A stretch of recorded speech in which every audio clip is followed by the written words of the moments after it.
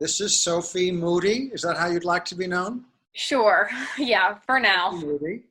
And who's also known as Sophie Reisner, which is her acting name. Yeah. Sophie has agreed to answer a few questions for this listening project to talk with us. And Sophie is also, how do you know me, Sophie? Um, you're my uncle, so you're my mother's brother, aren't you? I guess I am. Sophie, before we start talking about your worldview, why don't you tell the people who are watching this a little bit about you and where you live and where you're from? My name is Sophie. I'm 20 years old. I am a student. I'm an acting student at the Liverpool Institute for Performing Arts in Liverpool, England. Obviously, I'm not from there though. I was born in Canada, London, Ontario, Canada. And I'm a dual citizen of the States where I've spent a lot of time and Canada. And then let's start with our questions. Right. This is a scary and disruptive time in the world, and I wondered if you could give us your perspective on what is happening now. Well, obviously there is the pandemic. So, we're in lockdown, or I guess we're not really anymore. Depends where you are, but, starting to come out of lockdown. So there's that issue. There's at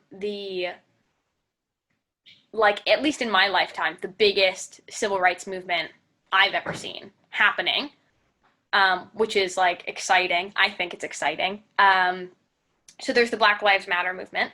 I think also, for me personally, a movement that I've been seeing a lot of online is there's a lot of, right now, in my circles, there's a lot of discussion about consent and sexual assault. We've seen a spike in anti-Semitism online and within the Black Lives Matter movement and left-wing politics, which is unfortunate. Okay. So I think that's everything. That's everything. Do you want to? Well, it's not everything. There are other things, you know what I mean? But those are the things I feel equipped to talk about. There's also global warming, although that's there's global warming. There's, what's happening to people in China. There's many awful things, but I don't know enough about that to talk about it. You've had some involvement on some of these issues on your campus. I wondered if you could talk, not just on your campus, but also with your friends in performance. And I wondered if you could talk about the activities of you and your friends. What do you mean specifically? Sorry. I wasn't being specific, but I think you did. I think you participated in some theater that was related to some of these issues, and also in some protest on campus to the administration about how the administration was handling some of these issues. Am I correct? I've been in discussion, me and some other students have been in discussion with the head of the acting department about what we can do within our own program to improve diversity. There's 3 positions that they're hiring for right now within the acting department, and we've requested. Faculty now? Yeah. Is there Is there any Black teaching faculty or minority teaching faculty at all? No. There's we also lost our own. So there's the acting department, and within the acting department, there's a bunch of different courses. I'm on the BA acting. There's screen and digital media. There's a foundation course, and there's an MA course. And all of the heads of all of those programs, save one, are male and white and straight and above the age of 35. I think most of them are above the age of 40. Yeah, they're all above the age of 40. Yeah, they're all above the age of 40. I don't know how old they all are, but they're middle-aged, white straight men. We had one woman. We had the head of she did the foundation. Was the head of the foundation department and screen and digital media, a gay woman who we adored, but she's leaving now because she's going to go start another program at another school. Mm-hmm. And she was the only woman in the room when decisions were being made about, what material we were going to do, about the future of the program, which, for a female-dominated program isn't ideal. So we have one teacher who's not, in the whole program, we have one teacher who's not from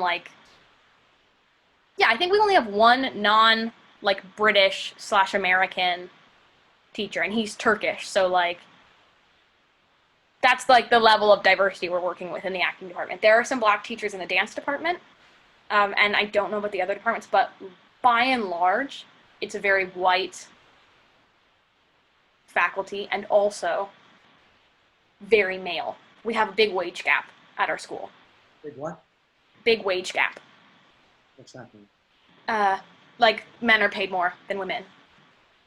Sorry? The male teachers are paid more than women. Oh, really? Yeah.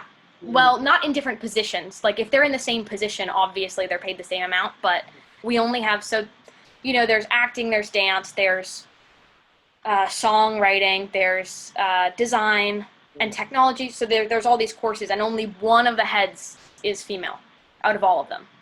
Okay, so we've taken a quick break, so you can ask your roommates to quiet down. And I'm enjoying the specificity of your remarks. And I'd like you to talk a little bit about the nature of your discussions with the faculty without violating confidence, but more along the lines of, is there receptivity and willingness to attempt to create a little more balance in the hiring procedures on these 3 openings that you talk about? Yeah, I think so. I think that, like, I am really hopeful about it. I think it's been difficult to get a hold of people just because, like, we're not, like, school's not running anymore. So it's a lot of just, like, emailing, and, like, I can't go into the building. I would just go in and be like, hi, I'm at your office. But, like, obviously I can't because of COVID. So it's been a lot of, like, emailing and just, like, hoping that people respond, which today I finally got a response from somebody that I'd been waiting on for a while. So now everyone has replied to me. But I certainly think, like, everyone has been very, like, yes, we'd love to talk to you about this. Like, that'd be great. And, like, me and 2 other students have made, like, a list of, like, things we think would help, changes they could make to the curriculum, ways to make it more inclusive for minority students, ways to report incidents with some, like, right now there's not really a way to do it without people knowing who you are, especially since we have so few minorities. Like, for me, I'm the only Jewish person in my year, like, the only one. I'm the only Jewish person. The only other there were 2 Jewish girls in the year above me. One of them was, like, ethnically Jewish, and the other one had converted when she was very young. So obviously, like, those are kind of different things. But they were both, like, they were the only 2. Now that they've graduated, there's no one in the year below me who's Jewish, and we don't know about the incoming year. So I may, next year, be the only Jewish person in the entire department. So if somebody does something anti-Semitic, and I report it, and it's anonymous, you know who's reported it, because I'm the only Jewish person, you know? So we're just working on ways to, like, and same for, you know, in my year, there are 3 black girls, you know? So if someone in my year reports a racial incident, you can narrow it down very quickly who it might be, who's reported it. Assuming that only the person who's the target is the person who complained, but this isn't necessarily the case. Sometimes you might complain on each other's behalves. That's true. Hopefully. That is true. Hopefully. But I think there's an assumption that obviously the minority student was upset about it. Right. So we're sort of working on ways to make that process easier. Also for me, like, I'm a rep, so, like, all of our years have representatives. So me and another girl are the representatives for my year. So if someone had a complaint, they would tell me and I would bring it to the teachers, but I'm the representative. So if I have a complaint as a minority student, I just tell them myself. Like, I get the other girl to tell them. It's difficult. So we're working on some stuff for that. And also, like, ways to. Who are you dealing with? This the teachers or the heads of the departments, or the heads of the departments? Okay. And they've been, like, he's been really, really receptive. Like, he really cares. I do believe that he wants it to be better. You know, I'm not. And he's made a big effort and, like, spent a lot of time on the phone with us. So I've really appreciated that. What else was I gonna say? Yeah, just sort of working on. We had a list of suggestions, and they took them on board. You know, so I do think changes are gonna happen. There's gonna be some. I mean, right now it looks like there's gonna be some lectures in the orientation week next year on like racism and like anti-Semitism and homophobia and like sexism and like what that looks like and like just educating the first years so that maybe we can nip some of this stuff in the butt. We've had a lot of issues with spiking on campus, Right? like yeah, spiking of drinks. I mean, Like people put drugs in girls' drinks. yeah, Well, in the bar in our school. Like it's happened a few times. boys are putting drugs in girls' drinks to get them to be more amenable to sex. Is that what you're saying? Yes. Yeah, we've Really? had an issue with that. Yeah. Kind of violent. Uh, sorry, what did you say? I find that kind of violent. Well, yes, it is a form of violence, I It's think great, in basically. there's a big issue with it, like in like university culture here in general. Like there have been in my year, quite a few of the girls have been spiked. Like I've been spiked. Nothing happened, but I've been spiked. I'm You know what I shocked. mean? Yeah. Um, so like and we're pretty good about like we don't leave anyone alone in the clubs. Like we go out in groups, and if somebody's not feeling well, we go home. Like we don't leave people alone.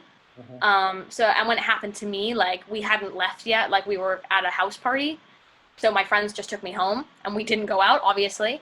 No, Um, did you know who did it? no, we don't know who did it. And the thing is, it's really hard to find out because, like, when you're living in university housing, like, people are just in and out of everyone's apartments. So, but it's, I'm fine. Like, nothing happened. I was very lucky. But some girls have been spiked on school campus, like, we have a bar in our school. I'm, uh, I'm not supposed to have an opinion during these interviews, but I find that worse than pressuring a young woman to have sex, because at least if you're pressuring her, she can say no. But if she's drugged, it's very hard to say no. Yeah, it's not great. It's very violent, despite someone's drink. So anyway, there have been issues with that, like, on campus. So they're going to sort of try and integrate, like, discussions on consent and, like, rape culture into orientation and, like, what to do if that happens, like, who to contact. They're trying to get a better handle on it. It was handled very well, I think, when it did happen. Like, there was an immediate response. We all got an email saying, like, this is unacceptable. Whoever's done it is going to be expelled. Like, you can't do that in our campus. So it was handled well, but, still not great, obviously. Yeah.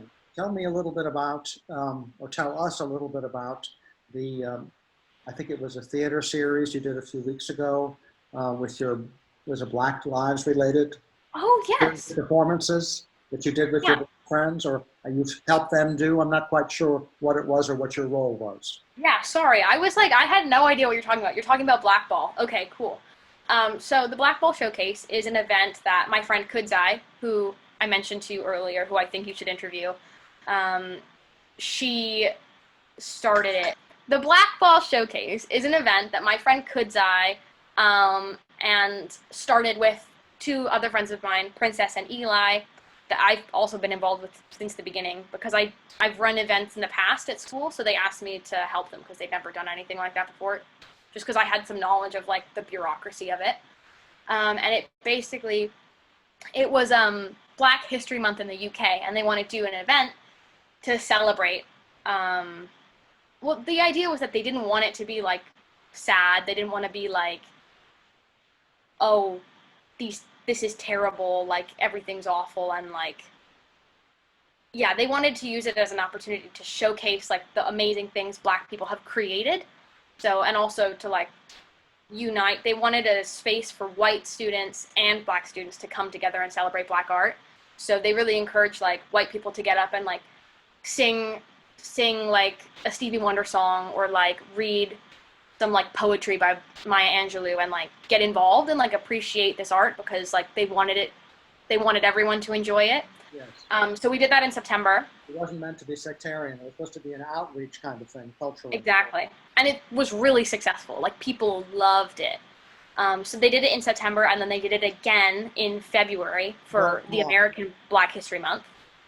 It was online for this or in person? Some of No, them? these were all in person. We just ran them in the school. We rented a space, and then obviously we went into lockdown, and George Floyd was murdered, and people were really like down, of course, you know what I mean? Like, And so another girl in our year texted Kudzai and was like, I feel like people need this event right now. Like there needs to be something positive, like that happens. And Kudzai was like, you're right. So she contacted us and we sort of put out a call out for people to send us videos. And so people sent us the videos and I have some experience like editing.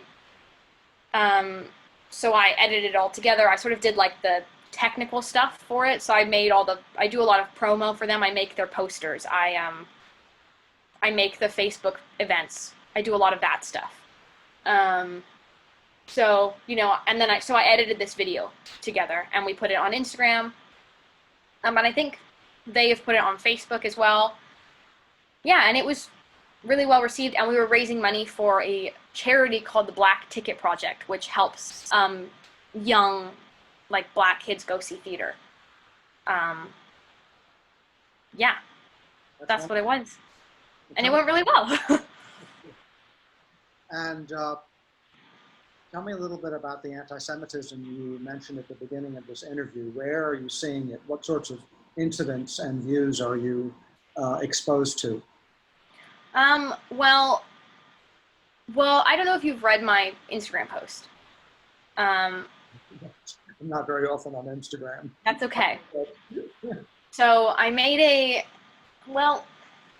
in high school, there were a lot of events that I didn't think much of at the time, or things people said that I just didn't like think much of at the time because I was in high school and I wanted people to like me, and they were like people that I thought were like cool and like I wanted their approval, so I didn't really like think anything of it.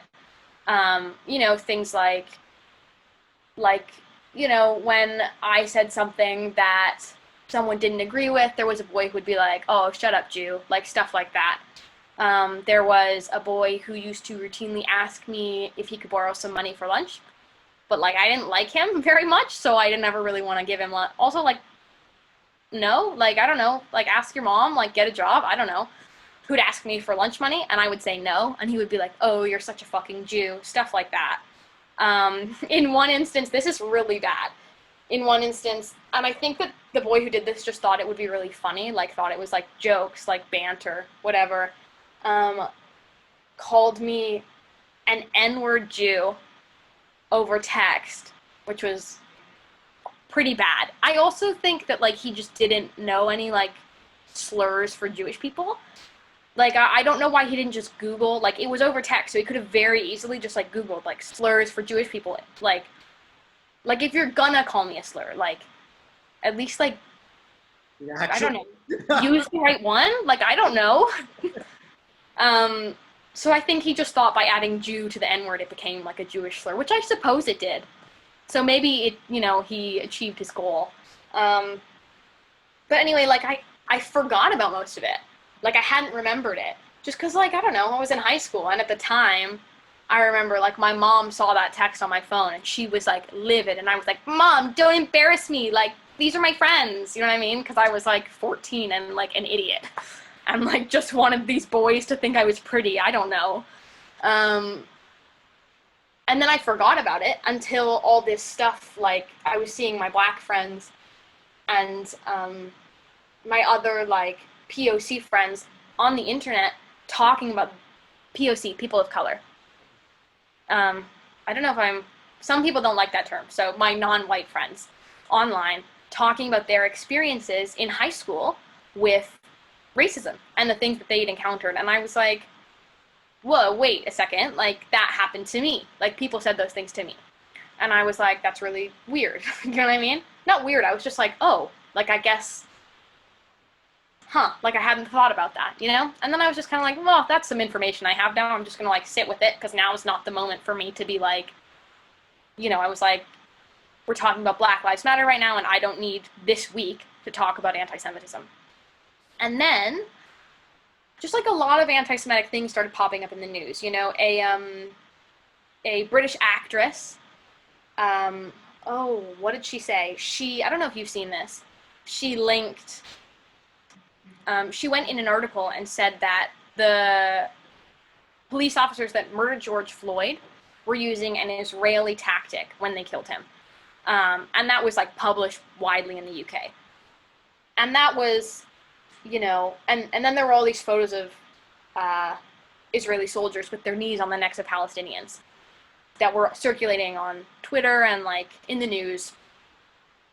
And, there were a lot of Jewish activists that came out and said, yes, the US does outsource police training to Israel, but they also outsource their police training to the UK, to Germany, to France, to many other countries. So why are we singling out Israel, and why are we linking Israel to the murder of George Floyd? And then by extension, like this like Jewish, like imperialist, like secret society, and then somehow like obviously on Twitter there were these people being like the Jews killed George Floyd, which like isn't true. Like just isn't true. So there was that, and then there was this necklace. There's this like fast fashion line called Shein, which it's sort of like it's one of those fast fashion like online stores that like girls order like bathing suits and like summer clothes from. They had for sale on their website a swastika necklace, just for fun, just like a swastika necklace. And so that circulated, and I think that their defense was that it was like a Buddhist symbol, but like it's a swastika necklace. Do you know what I mean? Like no one sees it and goes, "That's a Buddhist symbol." They go, "That's a Nazi symbol." So like, I don't know. So that happened, and then a football player, an NFL football player, whose name is Deshaun Jackson, posted a Hitler quote on his Instagram story. And obviously that was upsetting. And then Nick Cannon, who is he has like a podcast or radio show or something, went on to the radio show and like made some anti-Semitic remarks. And all of this sort of led up to me posting posting my account of anti-Semitism that I'd encountered on Instagram, where I received a lot of support and also some messages from some people from high school, which has been like great and nice, and people are making a big effort. And then I posted on Twitter, and I also got some support on Twitter, but like I also on Twitter, and I have like 200 followers, which is not very many. Like I'm not famous on Twitter. Like I don't know, like I got like called a kike, like people told me to like shut up, like people were like shut up Jew. This like weird like song got posted on my like in the comments, this weird like song that was like, I'm gonna kill you Jew, like I'm gonna eradicate your people, like here's all the weapons I'm gonna kill you with, and like then there was this weird like a gun, and then this like weird animated gun would like pop up. This is after your recent posting? Yeah, this was like this week. And then like there was also people, there's this thing trending. So there was a hashtag trending, which was called hashtag Jewish privilege, which was like a hashtag where people were like, the Jews are privileged. Like the Jews run the media, the Jews run Hollywood, and they're privileged. And so there was that hashtag trending. And then Jewish people reclaimed that hashtag and were like, my Jewish privilege is, getting called the kike on the train for wearing a yarmulke. My Jewish privilege is my family, like, being murdered in the Holocaust, like all these things. So they claimed it back. And then there was this new hashtag that emerged called Jewish fragility, which is obviously, like, they've just taken the term white fragility and, like, slotted in the word Jewish, like, fragility, which is that the idea that it's when a Jewish person complains about anti-Semitism, they're exhibiting Jewish fragility. So somebody commented like hashtag your Jewish fragility is showing. A white person, I might add, commented that. I was like, I don't know if you are in a position to tell me that I'm being fragile, but I didn't respond to any of the comments because I was like, I'm not going to dignify these with a response. I also got a lot of comments being like, what about Palestine? And I was like, well, I'm not talking about Palestine right now. I'm talking about the anti-Semitism I faced in like a liberal town in Canada. Like, never in my statement did I mention Israel. I've never been to Israel. No one in my family is Israeli. Like, what about it, not that we shouldn't talk about the Israel-Palestinian conflict. I was just like, I feel like you're just using that at the moment to discredit what I've said. You're not actually interested in talking about Palestine. You just don't want me to talk about anti-Semitism, you know? So there was that. There was like a lot of things surrounding that. The way you do have some Israeli cousins. Do I? Oops. I didn't know that. I've never met them. You know what I mean? But you do have some Israeli cousins. I'll tell you more about that later.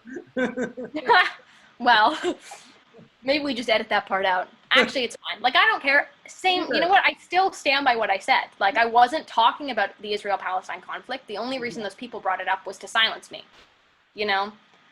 Yeah, and there's been a huge amount of anti-Semitism just, like, stir up within the Black Lives Matter movement, which I find really upsetting just because, like, I really believe in that movement, and I think it's really important. So then to see that there are people within that movement who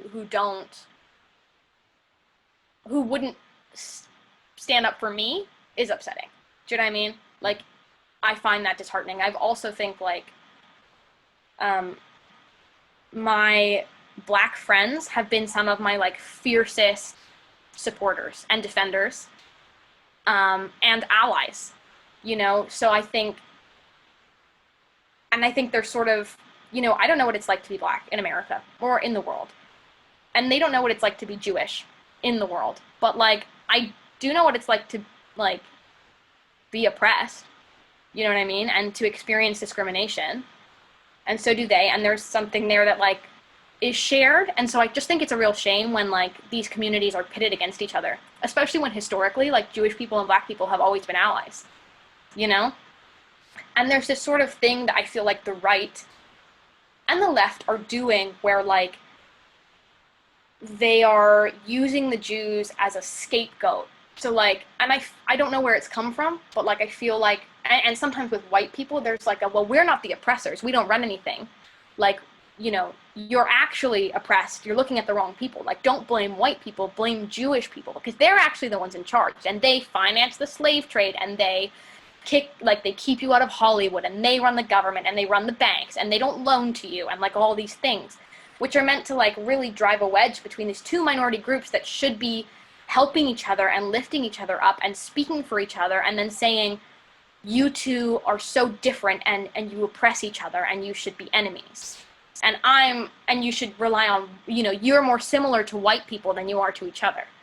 And I find that really frustrating, because, like, you know, I feel like I don't have any control over anything. Do you know what I mean? Like, I'm not running Hollywood. Like, I'm not running the banks. Like, I can do, like, nothing. I'm, like, this little Jewish girl, like, who, like, can, like, is barely old enough to vote. You know what I mean? Like, I'm not keeping, like, the wealth. Like, I'm not part of, like, some conspiracy to run the, like, world.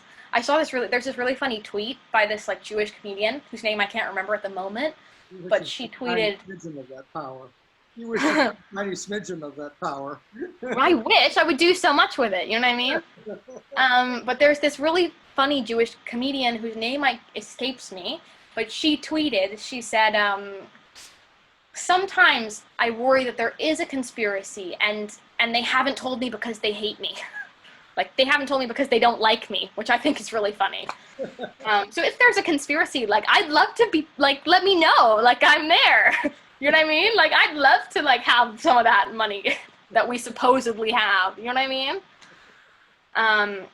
Yeah, so there was a tweet, like, there was a tweet by the Black Lives Matter account that was, like, once again, the British Black Lives Matter account being like, once again, UK politics is gagged of the right to criticize Israel. And I was like, what does that mean? Like, what are you saying? Gagged by who? Because, again, you're alluding to this higher power. Like, who's prevented you from talking about this? Because I've actually seen a lot of discussion about it online.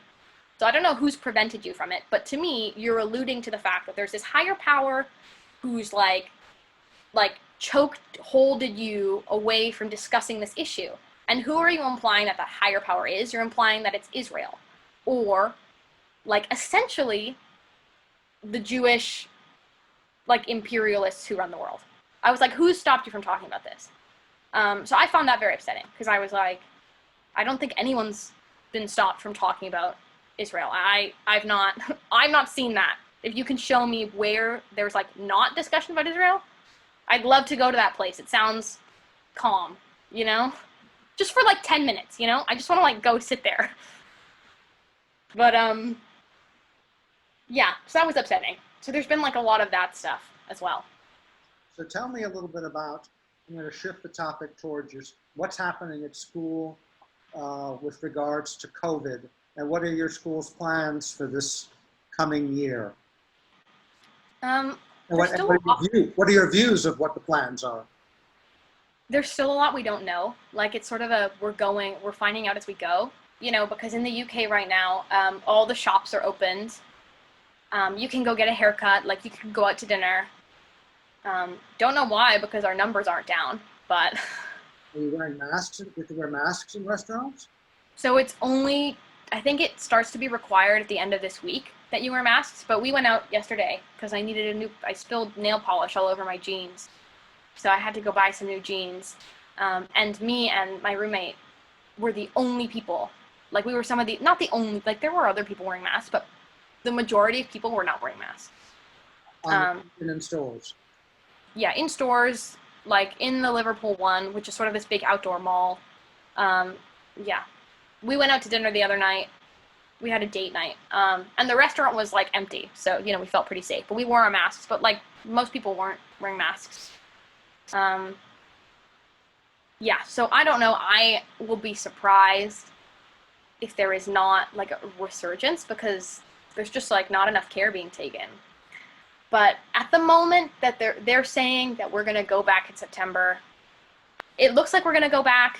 They might stagger it a bit. Like I think we'll be back full on because we're in third year, but I don't know if the second and third years will be back in the same, or I'm a third year. I don't know if the second and first years will be back in the same capacity. I'm really skeptical about it all. Like I just don't think normal society is going to be able to resume until we have a vaccine. Like that's just the way I see it. Like I don't really feel comfortable going to visit my father who's high risk until I can guarantee that I'm not going to come into contact with someone who's had like the virus and bring it home to him. You know, we're pretty sure like the entire acting department has come into contact with this virus because like people in my year have been tested and have had it. And like there's a girl in my year who's not got her sense of taste or smell back. Like she still can't taste or smell anything. She had it for sure. How long has it been? I think she had it in like March. And she still doesn't have taste or smell? Yeah, she had it in March, April. Yeah. They don't know what the prognosis is. Well, they don't know if she's ever going to be able to taste or smell anything ever again. Yeah, and she's 20. She might be 19. She's like 19 or 20. She's really young. There's another girl in my year who had it. Like we were all in a show together. You know, there was sort of this sickness, this like cough, cold sickness that went through the acting department, and like a lot of people were really ill. But we were in a show, like we were doing our Shakespeare's, and we didn't really know about COVID at that point, or like the information wasn't like publicized. You know what I mean? Like we knew there was a virus in China, but like we weren't thinking about it. We were just like, it's like February. We're doing theater. We're all on top of each other all the time. Like everybody's making out. Like in one of the casts, like there was a lot of kissing in their show. So like everybody was making out with each other. Like everyone, like there were a lot of relationships, like between the casts, like between our years. Like my boyfriend's in the year above me. His roommate was quite ill. So if his roommate had it and me and him kissed, then I probably came into contact with it. Meanwhile, like I'm spending all day in a room with two people who confirmed have had COVID. I'm going home to him, you know, I'm kissing him. He's going into a rehearsal room where he's doing movement and like devising and touching his classmates. Like there's no way. I'm an interviewer, but I'm also your uncle. Did you actually kiss your boyfriend? I do kiss my boyfriend. Sorry about that. Okay. Well, I'm not your father. I guess that's all. What do you want me to do? Like not? I'm just kidding. Go ahead. You know, everyone's making physical contact. Like I'm certain that I've come into contact with the virus. Like I know I have because I know people who had it, you know? But you haven't been tested for antibodies. I've not been tested. I've not showed any symptoms. You know, I've not been ill. And no, neither has Al or his roommates. So we're kind of just like, well, like they won't test you unless you need to go to the hospital here. So it's kind of like, you know, we know that we can't have an acting program. Like when you're doing a play, people have to touch each other. Not necessarily. I mean, maybe you could do like a weird reimagining where people don't, but it's really difficult to do theater without physical contact, you know? Do you feel that the school should be reopening in the fall, or what is your view of this? I would really like for it to reopen in the fall. I don't know if it can. I want to go back. Like, it's my third and final year. Like, I'm meant to be doing shows and meeting agents and, you know, having like a last hurrah with my like class who's like sort of like, we're sort of like a family now, you know what I mean? I want to have those moments with them. But I don't know if it'll happen. I just don't know if it's possible. And also like there's sort of discussion of we'll have people in pods, like in bubbles, and they won't be able to, you know, we'll do like classes of 10 and all your classes will be with the same 10 people. But like, you know, if I'm in a class of 10 and my roommate's not in that class, then our bubbles are mixed. And I'm living with someone who's not on the acting course. So then what? Do you know what I mean? Like I'm going home to her every day. She's not in my bubble at school. She's in a different bubble because she's on a different course. She's in the design and technology course. I don't know how that will work. What do you think, or what do you and your friends and teachers think about the theater world when you graduate? What do you think is going to be, what do you think you're going to be facing when you get out of school?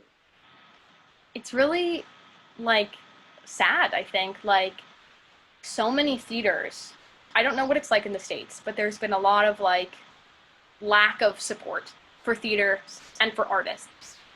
A lot of theaters have closed. A lot of theaters have gone into redundancy. A lot of companies have gone into redundancy. The Royal Exchange, which is like Manchester's like big theater, had to fire a ton of their employees a few weeks ago, which is really upsetting. Like that theater has had like really famous people like perform in it. You know, it's like a really successful, like Manchester's a major city. Do you know what I mean? Like it's Manchester and London. Those are like the theater cities. Their biggest theater has fired like most of their employees. It's been really hard for the graduating year. Most of them, not most of them, but like it's been really hard for them to find agents. A friend of mine who's in the year above found an agent and then a few weeks ago was dropped by that agent because they just didn't have the capacity to keep him on anymore, which was like, I know, really upsetting for him. It took a really long time for the government to give like theaters any like financial support. And also like they did this thing where they were like, you're not allowed to have performances, but you're allowed to be open, which meant that the theaters weren't closed. So they couldn't apply for government aid, but they weren't making any money because they couldn't have performances, which is their main source of revenue. So all these theaters were just like, am I allowed to swear? Because like, I think it's the only, like they were just fucked. Do you know what I mean? Like they were just absolutely like fucked. Is there any way you want to sort of lap together everything that you've talked about and sort of close this up for the year? Sure. Yeah, I think what needs to happen is there needs to be a vaccine. Like, I just don't think we can proceed with society until there's a vaccine. And two, I think there needs to be a redistribution of, like, budgets. Like, in the States, you know that I wrote this down earlier. I wrote it down because I thought I should have some statistics. The New York police budget is $6 billion. Did you know that? That's a ridiculous amount of money. Like, that is obscene. What are they doing with that? New York City. Yeah, New York City. $6 billion. LA's is $2 billion. That's so much money. Like, take $1 billion out of that and put it into the arts, put it into Black communities, put it into healthcare, put it into education. Like, why are public schools in the States so bad? Like, I went to an amazing public school. You know what I mean? I went to school for free all the way through until university, and I had a great education in Canada. It's possible. I had free healthcare. It's possible. Like, take money out of those police budgets, put them in like social work and the arts. Like, it has been proven that the arts improve kids' learning. Like, test results go up when you involve the arts in kids' education, and it gets kids like out of trouble. Like, kids in the arts don't do like drugs to the same level as other kids. They don't like end up on the streets to the same level as other kids. Like, They have a means of self-expression. They have exactly. self-expression. They need to take that money. There's no way the New York police budget needs, like, it does not need to be $6 billion. And I don't know that much about like what they're doing with it because I don't live there, but like $6 billion is an obscene amount of money. Do you know what I mean? Like, take out $1 million from that and just like give money to poor New Yorkers. Just like give them money. I truly believe that the government should just be giving people money at this point because people can't go back to work. People are dying. Kids can't go back to school. Like, the teachers will, like, they'll get sick. They'll bring home illness. Like, it's not fair because rich families can afford to not send their children to school and to bring education to them and to do it in safe ways. Like, they can afford to do that. Poor families cannot. Like, they are the families who are going to be at risk of this. So take that money out of the police budget and put it in the arts, put it into Black communities, like put it into healthcare, because it's crazy to me that there's a global pandemic and you still don't have free healthcare in the States. That's insane. Like, yeah, that's how I want to round it up. Defund the police. Well, like, what happens when you build up large institutions like the police or the military is that their vested interests that earn their salaries and make their money off of these expenditures. And even when you want to roll it back, there are people who have become dependent on this flow of money and fight strongly to justify the use of the money. Yeah. That doesn't change your argument. That's just meant to illustrate the difficulty of change. But we have a chance to change now that we probably haven't had in a long time. Yeah, I think people are more involved, young people especially, are more involved in politics than I've ever seen in my lifetime. You know, I'm sure it was different. Like, you know, you lived through the 60s. I'm sure you saw stuff then. I wasn't, my sister, your mother and I were not as activist as you are. We're very, I think your mother is extremely proud of your engagement. Well, are you going to talk to her? I feel like she'd have lots of interesting economic things to say to you. She is. She's going to be interviewed in August. So I'm going to say goodbye to our listeners, and I'm going to turn off the record, and then we can chat for a few minutes if you have the time.